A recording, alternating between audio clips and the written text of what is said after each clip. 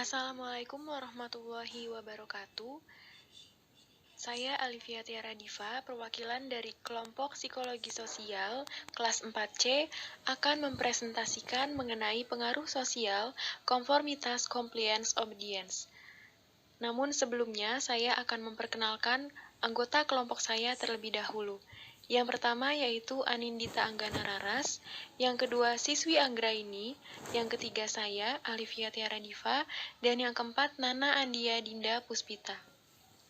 Baik, untuk materi selanjutnya akan saya bacakan pada slide berikutnya.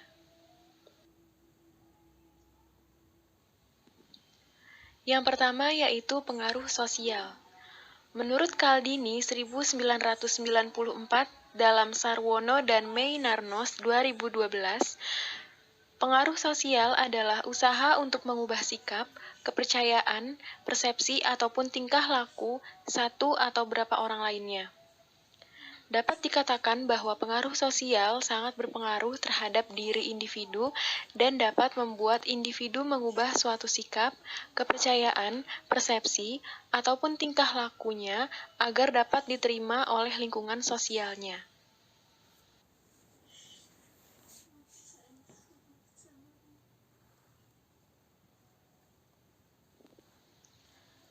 Pengaruh sosial dapat mempengaruhi individu dalam mengambil sebuah keputusan agar dapat diterima oleh kelompok sosialnya. Pengaruh sosial dapat memberikan dampak positif dan negatif terhadap perilaku individu menurut Sarwono dan Meinarno 2012. Masyarakat dapat terbentuk dengan tatanan sosial yang teratur karena kecenderungan manusia untuk mengikuti norma-norma yang berperilaku di lingkungan sosial. Contoh pengaruh sosial. Ketika seorang wanita dari kalangan keluarga pesantren yang sangat taat dan menjunjung tinggi nilai bahwa wanita harus segera dinikahi ketika dewasa agar tidak menimbulkan fitnah meskipun wanita tersebut sebenarnya ingin untuk melanjutkan sekolah ke jenjang yang lebih tinggi, namun karena pengaruh sosial yang sangat kuat terhadap dirinya, maka ia tidak dapat mempengaruhi lingkungan sosialnya dalam mengambil keputusan, tetapi lingkungan sosialnya lah yang mempengaruhi ia dalam mengambil keputusan.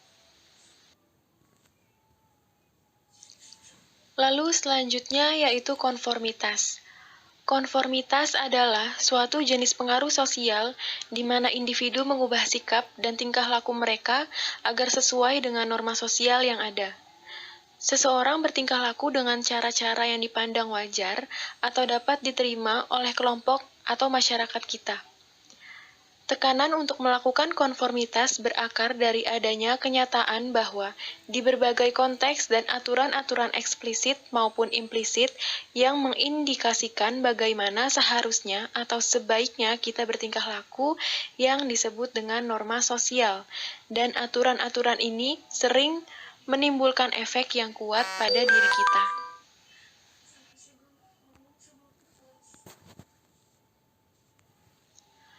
Lalu ada norma-norma pada konformitas dibagi menjadi dua, yaitu implisit tidak tertulis dan eksplisit tertulis. Contoh dari implisit yaitu, ketika Susi pergi kuliah dengan memakai tank top, ada ketidaknyamanan dalam dirinya dengan perilaku tersebut, atau mungkin ketidaknyamanan datang dari orang lain yang melihat cara berpakaian Susi tersebut.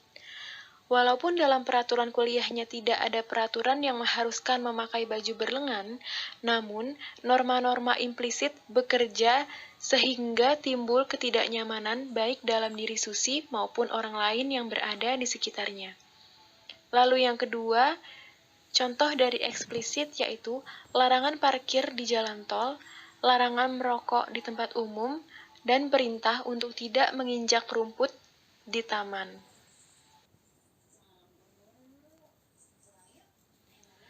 Lalu selanjutnya yaitu ada norma injungtif dan norma deskriptif. Norma injungtif yaitu berupa perintah atau larangan yang mengharuskan orang untuk melakukan atau tidak melakukan sesuatu. Contohnya, perintah membayar pajak untuk para wajib pajak, namun bagi yang tidak mematuhi akan dikenai sanksi. Lalu yang kedua yaitu norma deskriptif. yaitu berupa saran atau himbauan untuk melakukan sesuatu, atau norma yang mengindikasikan apa yang sebagian besar orang lakukan pada situasi tertentu. Contoh dari norma deskriptif yaitu himbauan kepala desa kepada warganya untuk melakukan 3M demi mencegah demam berdarah.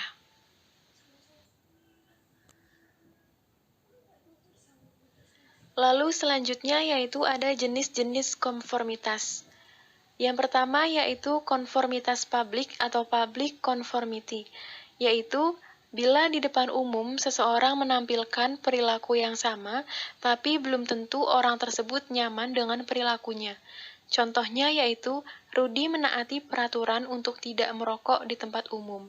Namun karena Rudy adalah perokok berat, dia tidak nyaman dengan perilakunya itu sehingga sedapat mungkin ia mencari tempat tersembunyi untuk merokok.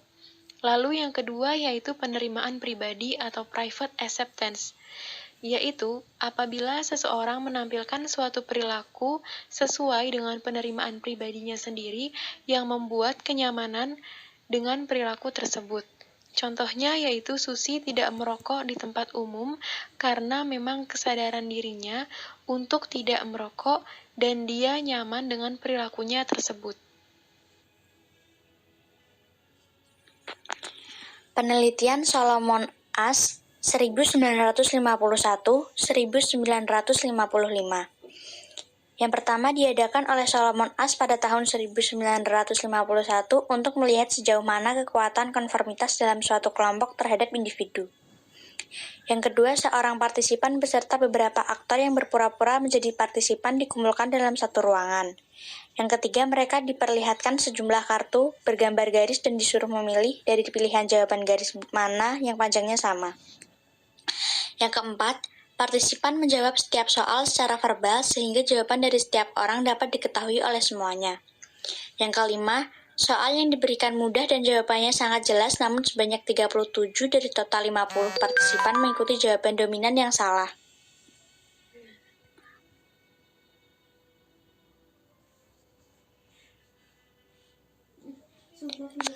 Mengapa kadang orang tidak mematuhi norma, bahkan yang kuat sekalipun? Dalam teori fokus normatif, yaitu teori yang mengajukan bahwa norma akan mengaruhi tingkah laku hanya bila norma tersebut menjadi fokus dari orang yang terlibat pada saat tingkah laku tersebut muncul. Dengan kata lain, orang akan mematuhi norma injungtif hanya jika mereka memikirkan tentang norma tersebut dan melihatnya terkait dengan tindakan mereka. Norma mengaruhi tingkah laku hanya jika norma-norma tersebut penting bagi kita, atau ketika kita terfokus pada norma tersebut. Contoh, saya adalah mahasiswa di Administrasi Negara, Fakultas Ilmu Sosial dan Politik di UIN Sunan Gunung Jati Bandung. Norma-norma yang berhubungan dengan etika pemerintahan menjadi fokus saya dibanding norma lainnya.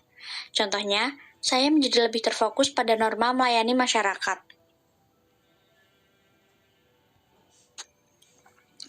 Beberapa faktor yang memengaruhi konformitas.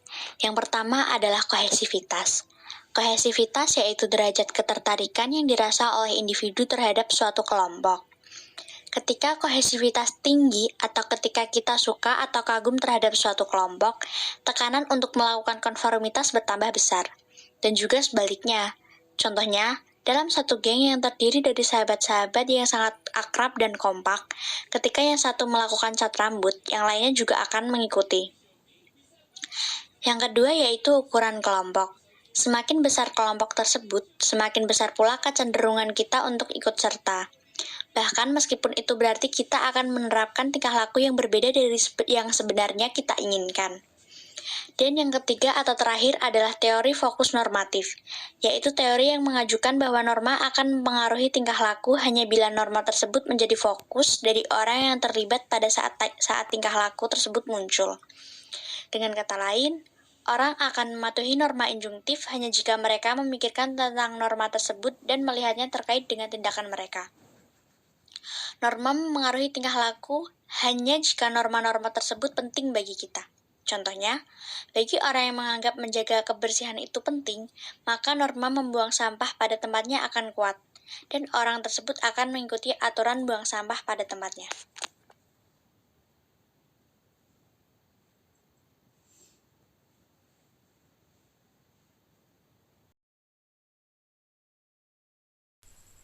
Selanjutnya, saya siswi Anggraini, NIM 430401934, akan mencoba memaparkan tentang seberapa kuatkah norma dari fenomena autokinetis hingga budaya kehormatan. Norma seringkali menimbulkan efek penting pada tingkah laku. Sebagian besar orang hampir selalu menyesuaikan diri dengan norma. Tetapi hal ini tidak berarti bahwa norma itu bersifat kaku. Apa yang dianggap sebagai perilaku yang sesuai dengan masyarakat seringkali berubah seiring berjalannya waktu. Misalnya, dulu sangat tidak sopan seorang anak-anak memanggil tetangga yang lebih dewasa dengan tidak menggunakan mbak atau mas.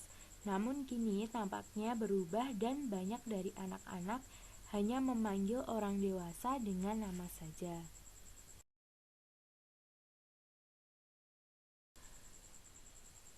Selanjutnya, riset yang dilakukan oleh Muzaffer Sherif tentang autokinetic phenomenon, yaitu beberapa mahasiswa pria menjadi partisipan diminta untuk duduk di ruang gelap dan melihat satu titik cahaya. Beberapa partisipan merasa kesulitan dalam membuat perkiraan karena menurut mereka cahaya tersebut bergerak dengan kecepatan yang bervariasi dan juga ke arah yang berbeda-beda. Dalam serangkaian eksperimen tersebut, Sherif membagi kelompok dalam 2 atau 3 orang. Partisipan diminta untuk mengatakan perkiraan dengan keras segera ketika cahaya diperlihatkan. Dalam percobaan pertama, jawaban partisipan sangat beragam. Tetapi ketika berulang kali dilakukan percobaan, jawaban partisipan menjadi semakin sama. Apa yang ingin diperlihatkan Sherif dalam eksperimen ini adalah kemunculan norma atau standar kelompok untuk menilai cahaya tersebut. Akhirnya ketika partisipan diminta untuk menjawab pertanyaan sendiri tanpa adanya kelompok, mereka tetap terpengaruh dengan jawaban yang diberikan oleh kelompok mereka.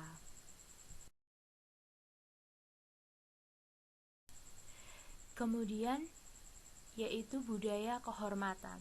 Budaya kehormatan adalah budaya di mana norma sosial yang kuat mengizinkan dilakukannya tindakan kekerasan sebagai cara untuk merespon terhadap penghinaan atas kehormatan seseorang. Misalnya, Amerika Serikat memiliki undang-undang yang memperbolehkan menggunakan kekerasan untuk mempertahankan diri. Kita akan lebih cenderung untuk bertingkah laku secara konsisten dengan norma ketika norma-norma tersebut relevan dengan kehidupan kita. Juga, norma cenderung bertahan dari waktu ke waktu. Inilah alasan budaya kehormatan masih ditemukan di Amerika Serikat pada wilayah selatan dan juga wilayah barat. Wilayah tersebut jika dibandingkan dengan wilayah Amerika Serikat yang lain, wilayah barat dan selatan memiliki peraturan senjata yang lebih longgar. Juga lebih banyak undang-undang yang memperbolehkan menggunakan kekerasan untuk mempertahankan diri.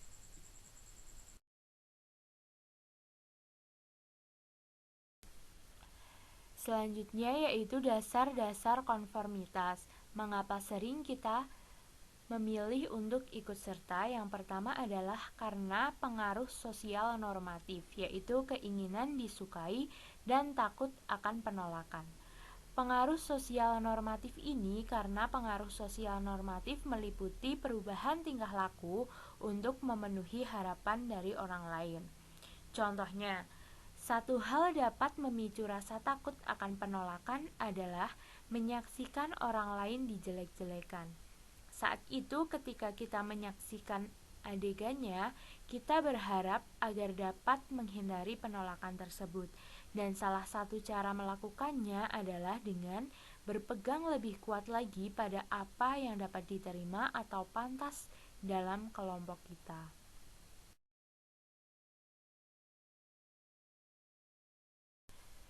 Kemudian pengaruh sosial informasional, yaitu keinginan untuk merasa benar. Pengaruh sosial informasional ini didasarkan pada kecenderungan kita untuk bergantung pada orang lain sebagai sumber informasi tentang berbagai aspek dunia sosial. Pengaruh sosial informasional merupakan sumber konformitas yang sangat kuat. Keinginan kita untuk menjadi benar dan tepat dapat menjadi sumber yang kuat dari konformitas. Namun hal ini terutama terjadi pada saat kita merasa tidak yakin mengenai apa yang benar atau tepat dalam situasi tertentu.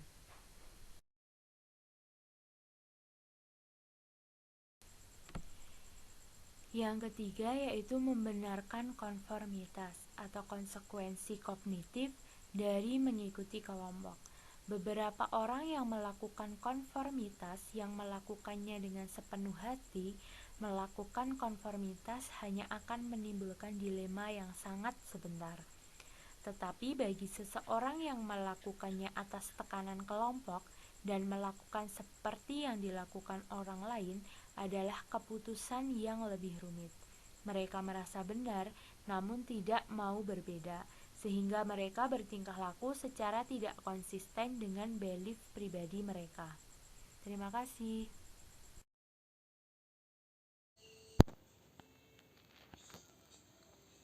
Jenis-jenis konformitas. Yang pertama ada konformitas Jenis-jenis konformitas. Yang pertama ada konformitas membabi buta. Konformitas ini bersifat tradisional dan primitif.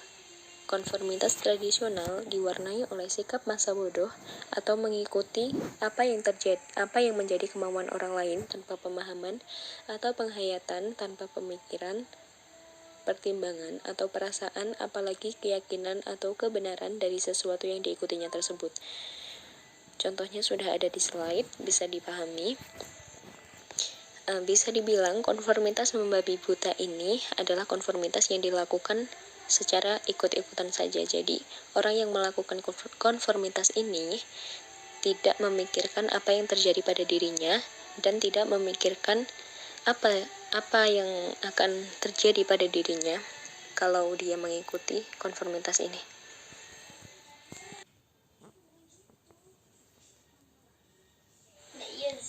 Yang kedua ada konformitas teridentifikasi. Konformitas ini didasarkan karena adanya karisma yang terpancar dari seorang pemimpin, ketua, atau orang yang derajatnya lebih tinggi di atasnya. Bisa jadi datang dari sang idola, tokoh panutan, tokoh identifikasi yang harus dipercayai, ditiru, dan dituruti segala sesuatunya. Nah, karena dampak dari konformitas tidak melulu tentang hal negatif, pada konformitas teridentifikasi ini, kita memberikan contoh yang positif. Misalnya, pada sekelompok remaja yang mempunyai tokoh idola yang sama dari tokoh tersebut, para remaja ini mampu memotivasi dirinya sehingga mereka bisa mendorong dirinya untuk menjadi seperti orang yang diidolakan tersebut.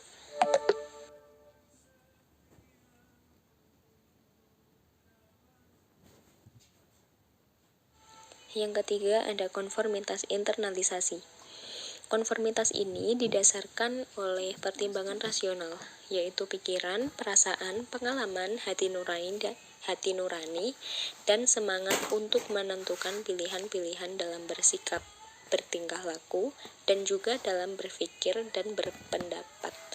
Contohnya, ketika kita mempunyai circle pertemanan yang kurang baik, seperti contoh, circle kita itu suka hedon, sering belanja, sering foya-foya, dan lain-lain.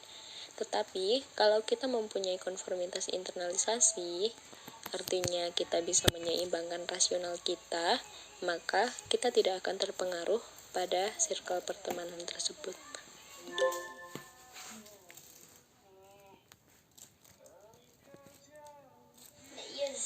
Yang kedua ada konformitas teridentifikasi. Konformitas ini didasarkan karena adanya karisma yang terpancar. Yang ketiga ada konformitas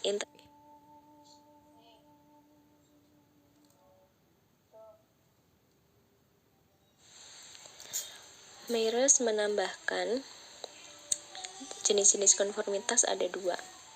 Yang pertama, pemenuhan atau compliance. Arti dari pemenuhan dalam konformitas adalah di mana perilaku seseorang sesuai dengan tekanan kelompok. Sementara secara pribadi, orang yang bersangkutan tidak menyetujui perilaku tersebut. Konformitas ini terjadi untuk diterima dalam kelompok atau untuk menghindari penolakan. Contohnya seperti ketika kita sedang memilih pertemanan atau sedang mencari teman, kita pasti akan berusaha untuk berbaur dan kita mengikuti kebiasaan mereka agar kita dapat diterima dalam kelompok tersebut. Yang kedua, penerimaan atau acceptance. Penerimaan adalah bentuk konformitas di mana perilaku keyakinan seseorang sesuai dengan tekanan sosial. Dalam kehidupan sehari-hari, manusia tumbuh dan berkembang di dalam lingkungan sosial. Lingkungan sosial memberikan banyak pengaruh terhadap pembentukan berbagai aspek kehidupan, terutama kehidupan sosio-psikologis. Manusia sebagai makhluk sosial senantiasa berhubungan dengan sesama manusia. Nah, ini bisa dicontohkan seperti kita yang hidup di lingkungan sekitar kita. Kita diterima di lingkungan sekitar kita. Myers menambahkan jenis-jenis konformitas. Yang kedua, penerimaan atau acceptance.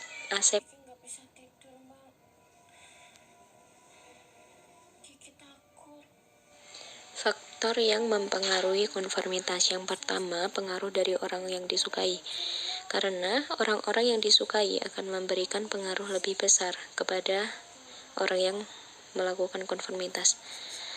Karena perkataan dan perilaku mereka cenderung akan diikuti atau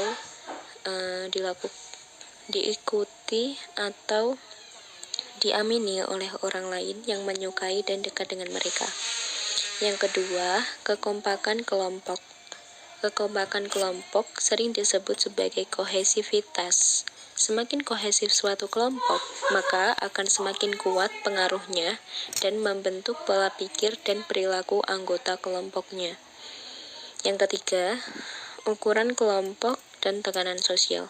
Konformitas akan meningkat sejalan dengan bertambahnya jumlah anggota kelompok. Semakin besar kelompok tersebut, maka semakin besar pula kecenderungan kita untuk ikut serta. Walaupun mungkin kita akan menerapkan sesuatu yang berbeda dari yang sebenarnya kita inginkan. Yang keempat, norma sosial deskriptif dan norma sosial injungtif.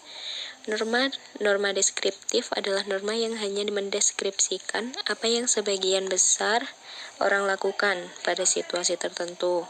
Nah, norma ini akan mempengaruhi tingkah laku kita dengan cara memberitahu kita mengenai apa yang umum dianggap efektif atau bersifat adaptif dari situasi tertentu tersebut. Nah, sedangkan norma injungtif akan mempengaruhi kita dalam menetapkan apa yang harus dilakukan dan tingkah laku apa yang diterima dan tidak diterima pada situasi tertentu. Faktor yang mempengaruhi konformitas. Yang pertama,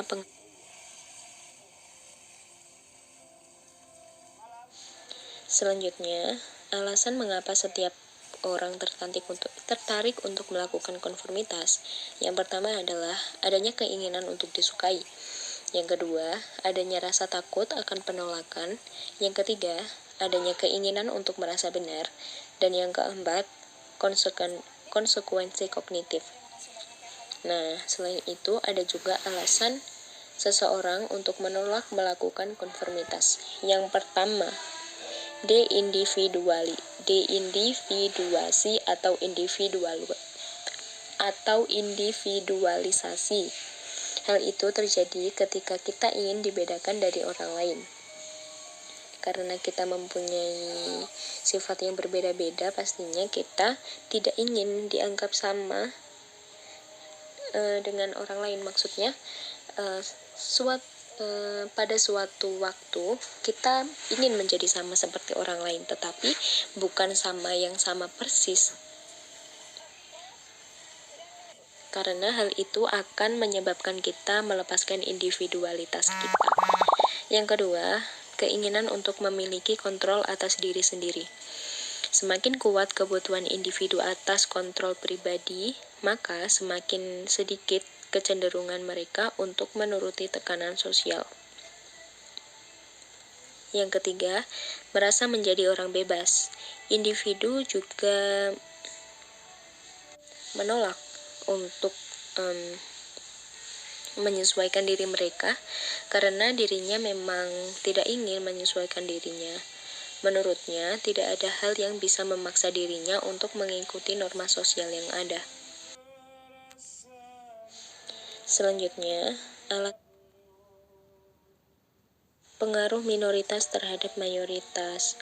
Pada kondisi tertentu, minoritas dapat membuat mayoritas mengubah sikap dan tingkah laku mereka. Hal itu dapat terjadi apabila kelompok tersebut konsisten dalam menentang opini mayoritas. Yang kedua, menunjukkan sikap fleksibel. Dan yang ketiga, memperlihatkan konteks kecenderungan sosial yang sedang berlangsung.